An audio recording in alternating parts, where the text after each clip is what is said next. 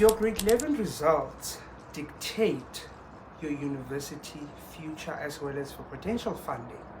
And if you only think that grade 12 is the only year that matters, think again. Hi besties, welcome back. And in today's video, we're talking about what do you do if your grade 11 results are not so good. You know when your results are not good for a program you want to apply for. For example, you want to apply for actuarial science, and actuarial science requires a level 7 in English and maths.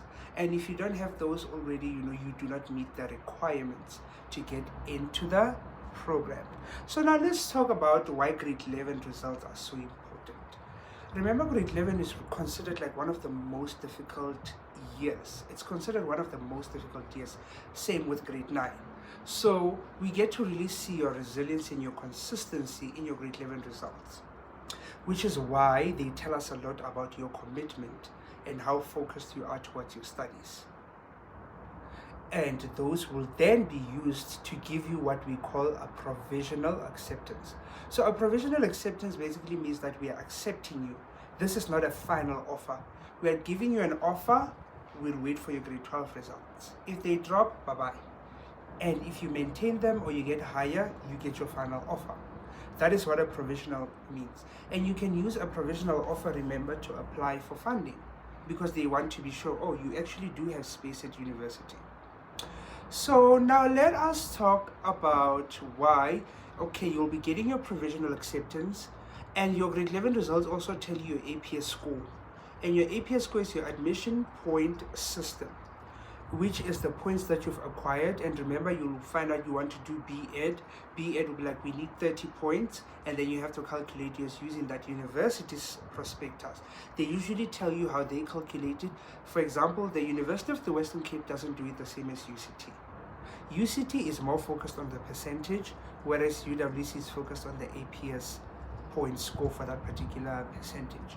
UCT is focused to the percentage. Okay. And also your results are very important because they tell us about your academic consistency from beginning to the end of the year. How are you improving? And the same with grade 12. And also they tell us about the potential you have, to get into our program.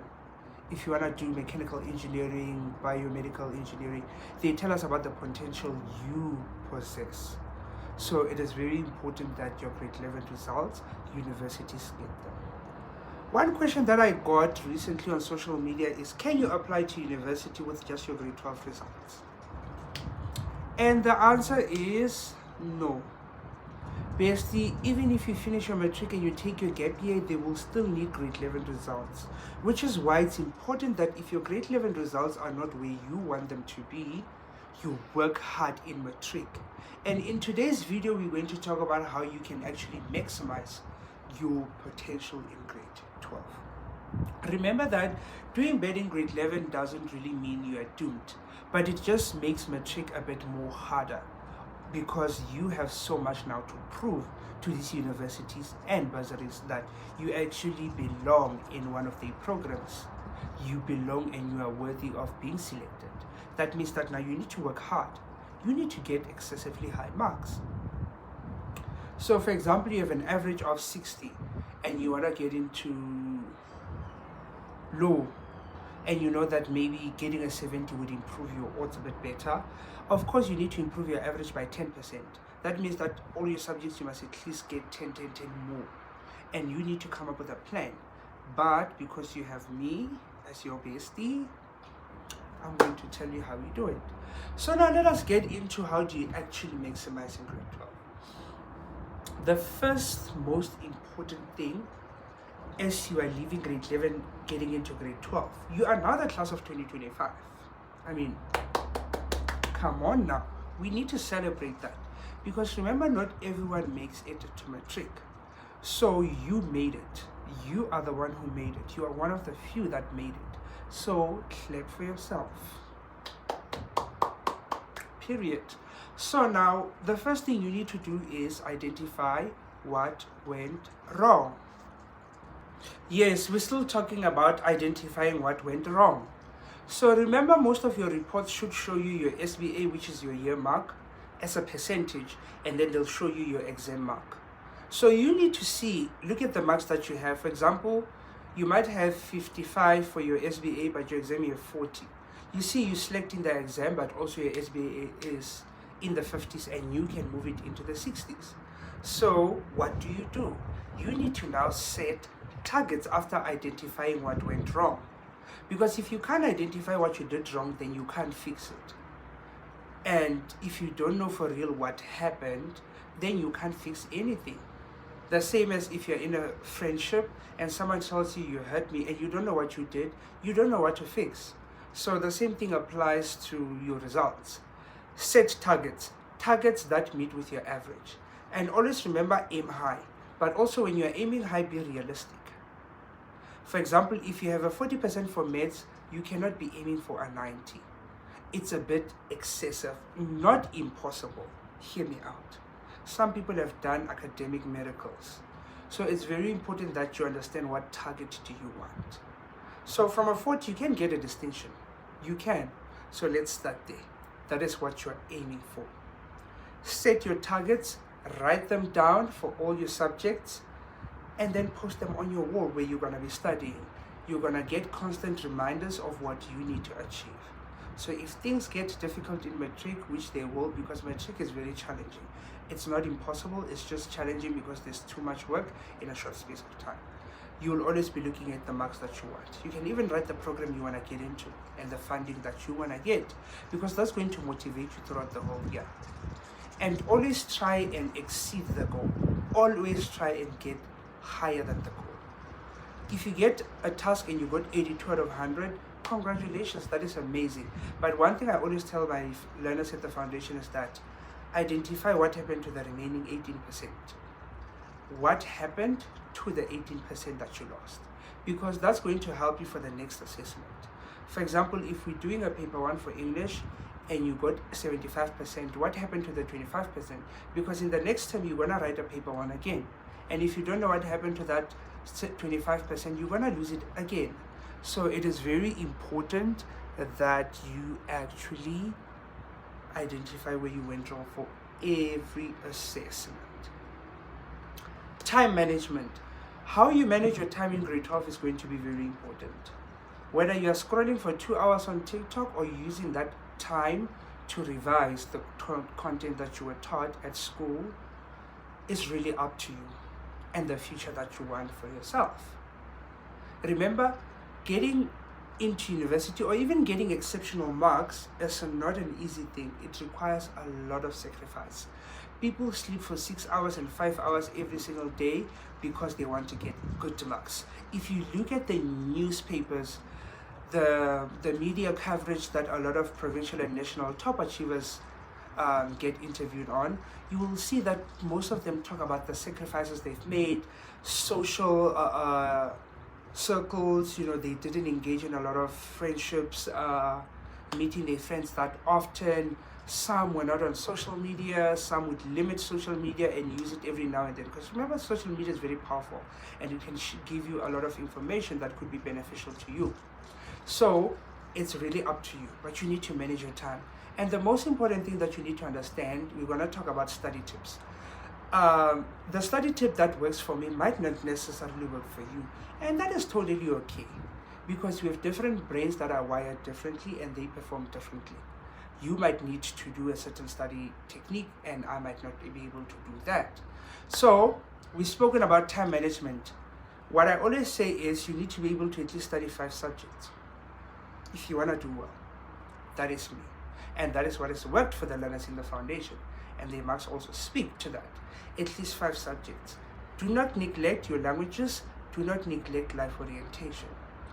More times than often, people do very poorly or they perform the least in languages. Ask the national and provincial top achievers, they will tell you. It's easier to get 100% in maths, physics, life science, and geography and accounting than it is in languages. So do not neglect your languages. And life orientation. Life orientation tells us a lot about you and your problem solving and how you deal with problems. So you need to also do well for it. Awesome. Now let's talk about study skills. There are so many. There is a lot, a gazillion study techniques. Some people prefer writing notes down, some people prefer reading from the textbook, some people prefer watching videos to learn, some people prefer listening to the teacher. It is really up to you. What you do is up to you. Whether you want to teach someone the content, whether you want to write it down, that is okay. The most important thing is that you understand the content and you can memorize it, and also you know how to present it. There are 3 things that make you get very good marks. Only 3 things. Knowing the content, knowing how to apply the content in an exam setting in a timely manner. If you understand the concepts and you don't know how to answer questions, you have a problem, because now you don't know if a question is 6 marks. What do you say and what don't you say? The same as if you can't do it in a timely manner. If you know how to answer like a genius, you answer exactly what is asked, but you can't do it in a timely manner, you're not going to perform very well. So it is very important that you master these 3 elements. 3. Do not forget them. Write them down. Those are the 3 things you need to do. And then now let's come to past papers. Past papers are very essential in matric. They are important, critically important, because not only do question papers tell you the style of questioning, it also gives you an outline on the kind of questions they usually ask and the format of the exam. The format of the exam is really important. For example, in paper 2 English, you don't answer all the questions when you write a final paper. There are sections you need to answer and some you don't. In geography, you have to answer everything. In maths, you answer everything. Some subjects you might have an option to choose. So it is very important that you do past papers. And I always say, at least make sure, if your average is between 40 to 59, at least do 10 question papers. I know you're like, that's crazy. 10? Do 10. Trust me. Do 10, come back to this video and tell me, did your marks not improve? And if you have a higher average, you can do 5, but ideally 10 is the standard. If you're going to write a term 1 maths test, do 10 past papers. You know why? Let me show you something. I want to show you something now. So if there's this lid, right, you are used to seeing it like this in the exam, right? They ask you, what is this? They ask you, what is this? What is this? You can still identify it, right? But if you put it like this, what is this? Everyone starts being like, I don't know what that is.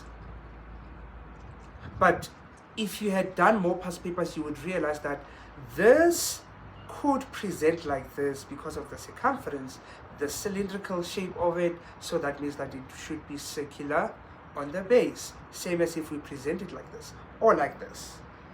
So that is what doing multiple past papers does to your academic performance. So let us make sure we do past papers. Past papers are readily available on the website. You don't need to be doing study groups if they don't work for you. Remember, study groups work for certain people, some it doesn't. For example, if you are getting a 85 and you are in a study group with someone who's getting a 40, sometimes it might be draining to you because you have to constantly explain concepts to this particular person. Whereas if you do it with someone in the same mark group as you, then you guys are helping each other more. So it really depends on what works for you. And then the other thing is examination guidelines. Grade 12 has examination guidelines for almost all the subjects. And what an examination guideline is, it's exactly that. It's an exam guideline. So it guides you on what the exam is going to be about. They will never, and I repeat, they will never, ever, ever ask you something that was not in the exam guideline. Everything that's in the exam guideline you need to know. The life science exam guideline is there. The geography guideline is there. The maths is there. The physics is there. Accounting is there. Agric is there. CAT is there. EGD is there. English is there. Stivenda is there. Isikosa is there. Everything is there. Even life orientation has an exam guideline as to what you need to know in that subject. And it also talks about the cognitive levels. How much does level 4 questions contribute to this paper? How much is paper 1 out of? What topics are assessed in paper 1? And we are still using the 2021 exam guidelines, it seems. They are still the same. Make sure that you get your hands on them. The other thing is, ask for help very early. That is where past papers and time management comes. What I tell my mentees is that you're going to write, let's say maths, grade 12. The topics that are done there is algebra, its patterns, its functions, and I think trigonometry, I'm not sure. You write them there. And then as you do past papers, always make sure that you write your performance in a percentage form for each topic. So for example, your target for maths is 65. When you do algebra, are you getting that 65? Are you exceeding it? Then you know. If it's exceeding the target, you highlight it in green or you tick it with green. If it's below or it's just close to orange, if it's way below, it's a red. So then you know every time you have to revise what topics should you prioritize. Because if you're getting 92 for algebra, why would you want to revise it? Whereas you know for trig you're getting a 45. That is where you need to put in more effort. And which brings us to the last thing, asking for help. And asking for help in advance. Asking for help in advance is very advantageous for you because you're able to get help very early before you even write your final exams. And also, doing that thing of writing percentages after each topic is going to help you because then you know where to ask for help. You cannot just come to the teacher and say, oh, trigonometry is so hard. There are so many concepts in trigonometry for you to say that trigonometry is hard. Where do you even start? At least if you know that, no, I actually struggle with trigonometric graphs. That is where my problem lies. Teacher, can you help me with this? I can plot a graph, but I don't know how to answer questions like this, that. And why would you be able to ask for help like that? Because you've done past papers and you know what troubles you and what doesn't. And remember, bestie, grade 11 results are going to determine who gets a provisional. But that is not the end. Remember, some people don't get provisional acceptances and they get final acceptance because of their grade 12 results. So do not lose faith. Believe in yourself because I believe in you. Everyone has the potential to do very well, depending on what motivates them. I have seen learners who come from the deepest part of South Africa, the most disadvantaged communities. So many problems are happening at home. Some people even lose their parents in grade 12. And they still do phenomenal. They still do phenomenal things, because you know what's in here. You know what you want to do. You have a 60% average, but you want to get into medicine. We know that 60 is just not enough, but you are not going to give up because you know that you have a dream of wanting to become a doctor. And knowing that it's not easy to get into a medical program or even engineering. Actuarial science is also one of the most competitive programs. Law is getting more competitive. Everything is getting more competitive because the academic inflation keeps increasing every single year. So you need to go to the university prospectus, look at the ones from this year and see if there's law, what is it that they want.